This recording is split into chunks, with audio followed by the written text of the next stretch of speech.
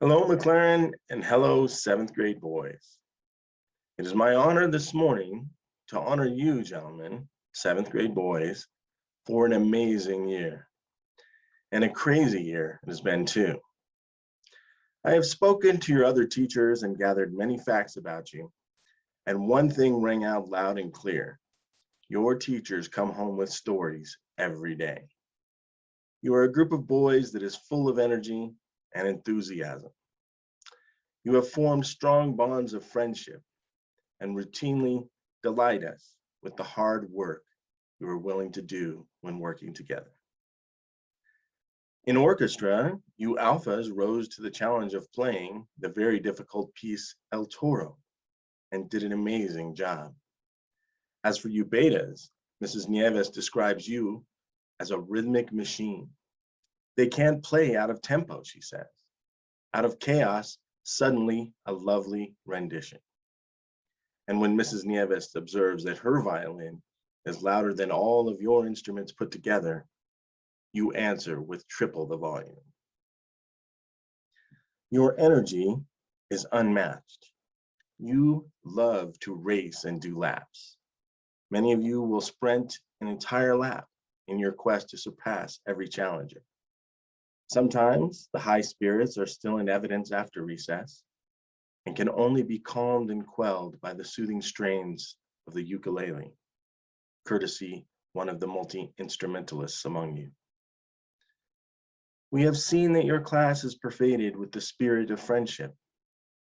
Seeing you guys on the field and in the plaza, conversing with each other arm in arm, walking to and fro, the best of friends, is heartwarming.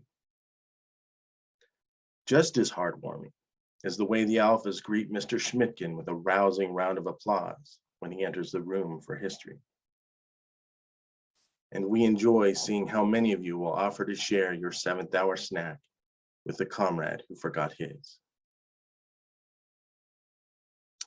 Your clever jokes and good humor, when deployed tactfully, are a great treat for us teachers and your classmates alike.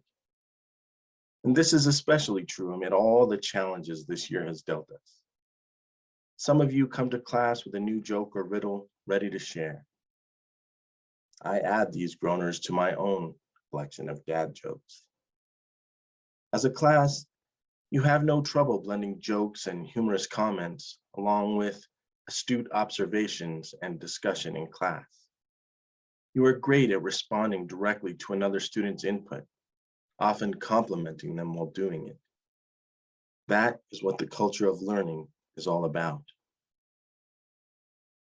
The comic strips and pseudo-historical documents created by certain somebodies in room 88 should be collected in a book. Seriously, you guys need to look into getting a literary agent. With the nuance of your dry erase art, you can create characters that come alive with personality.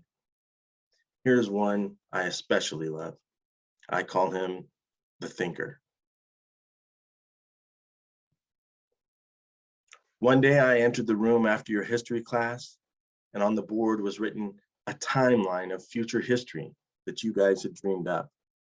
My favorite entry of your future history was for when Queen Elizabeth II dies in the year 5026. Get it? 5026? You guys can make even numbers into a punchline. With practice, I imagine one day you will be able to make odd numbers into punchlines as well. Lastly, we appreciate the way you guys thank us for class. I have never taught a class period when at least one of you did not show your gratitude with this kindness. We, in turn, wish to thank you. Thank you, 7th grade boys, for your spirit, your curiosity, your excitedness. We can see that you have developed a love of what you are learning and that you really put your heart into your work.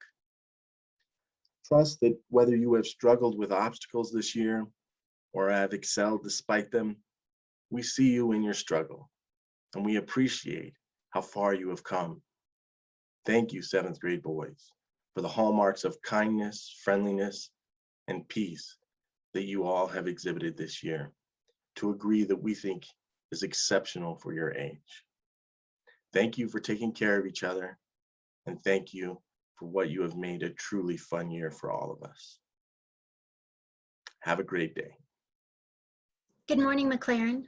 Today, I have the privilege of honoring the 7th grade girls. If you ever had the occasion to wander into the 80s pod or peek inside one of the 7th grade girls' classes this year, you might have thought you slipped down a rabbit hole. Something unusual was taking place.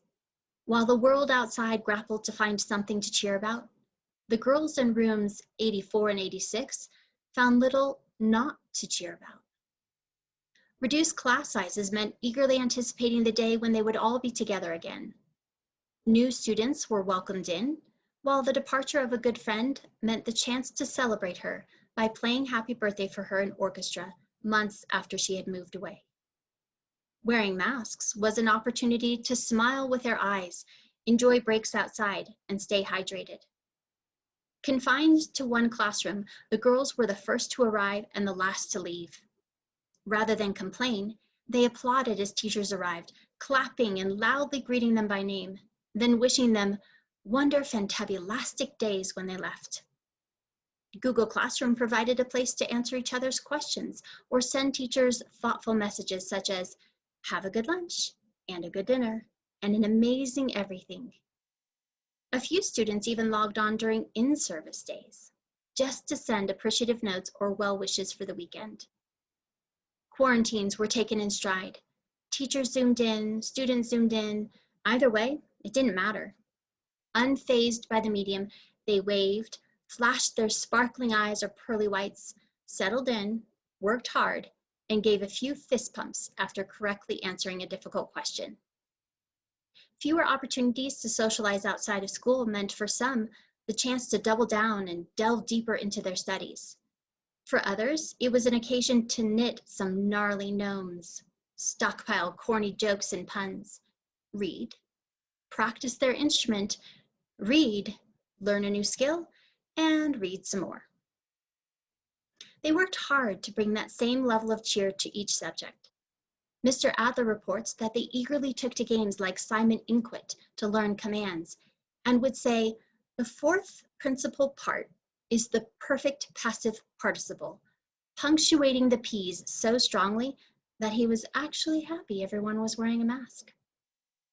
Miss Cassell was in awe of the energy and enthusiasm they brought to debates over literature, because she could see how excited they were to engage with the text. Miss Huffman notes how meticulous they were in all respects. Their calligraphy was beautiful, and they took perspective drawing to new heights with their cities, libraries, Eiffel Towers, and more.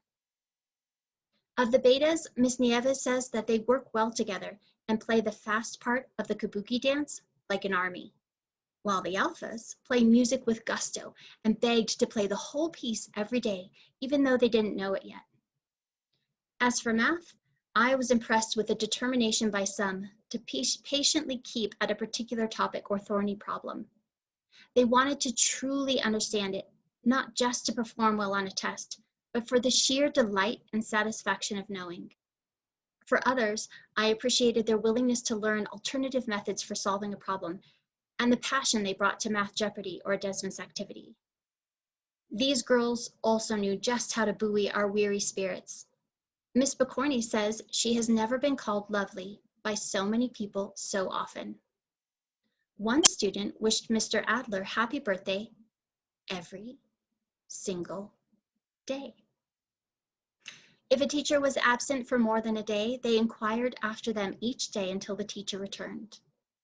They were always ready with a joke.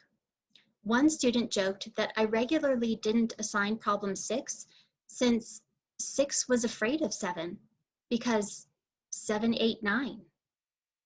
Once, when I was in my 3rd week of quarantine, I received a bulky manila envelope filled with 4 sections worth of tests to be graded. I was a little dispirited. But when I reached inside and pulled them out, sitting on top of all those tests was a note of gratitude from 2 students, along with a miniature math book. In the words of Alice in Alice in Wonderland, "It's no use going back to yesterday, because I was a different person then." Seventh grade girls, you are different people now. Having taught you for almost a year, and some of you for 2, we are in awe of the resilience, grit, determination, goodness, truth, and beauty on display in each of you this year. You have grown individually and as a class. We're excited to see what's in store for you in the future.